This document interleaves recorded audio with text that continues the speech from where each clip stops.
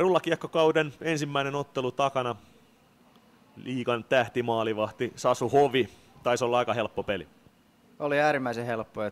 En muista urallani, että oltaisiin noin ylivoimaisia oltu, että 10 kautta on tainnut jo höylätä tätä ja tuommoista peliä ei ole vielä tullut. Että nyt on kova nippu kasassa meillä. Sait kuitenkin aikas kuluun siellä tolppien välissä.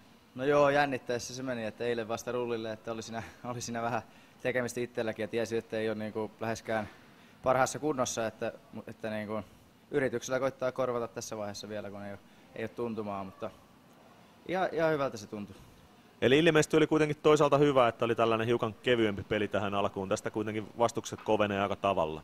Joo, mulle se kyllä kävi, että pyöritään tuo toisessa päässä vielä, niin pääsee rauhassa reenaan vielä ennen perjantaina tulee jo ihan eri tason kotimatsi ja siitä se rupeaa tiukkaneen se peli, että ihan tekee hyvää, että pääsee vetämään vielä tuohon reenipäivän väliin.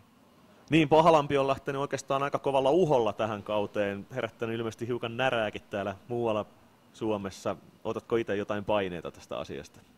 En ota, että se on pakko tehdä jotain tämän lain eteen, että on pakko yrittää, että saadaan tunnettavuutta ja pakko vähän isotellakin ja tietysti kun on tällä hetkellä siihen vähän varaakin, on sen verran kova nippu, niin koitetaan saada vähän herätettyä ihmisiä ja koitetaan saada tänne ihmisiä halleihin ja lajin tasoa kovemmaksi, että pystytään saamaan parempia vastustajia.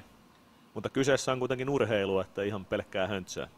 Joo, tämä on tarkoitus saada niin kuin ammattijääkiekkoilijoille ja sitten muille koville rullakiekkoilijoille niin kova kesälaji tästä. Ja mä luulen, että tämä yleisökin kiinnostaa tämä laji, kunhan saadaan siihen vaan vähän enemmän parempia joukkueita tähän sarjaan ja parempia miehiä pelaa enemmän liigaseurakin kuin antaisi noita pelaajansa, niin tästä tulee kova kesälaji futiksen rinnalla.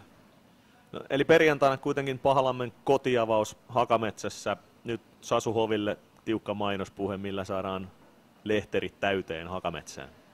No ilman muuta, kun kaikki tietää, että Haka 2 pelataan, silloin tulee kaikki mansilaiset paikalle katsomaan, kun pelataan Tampereen puolesta koko Suomeen vastaan. Ja sitten tulee hienoa, se on ihan uusi meininki siellä. Näin läiväillä kohti perjantaita. Meinasin sanoa, että pösilö vaikenee, mutta mikä tässä nyt vaikenikaan. Kiitos. Kiitos.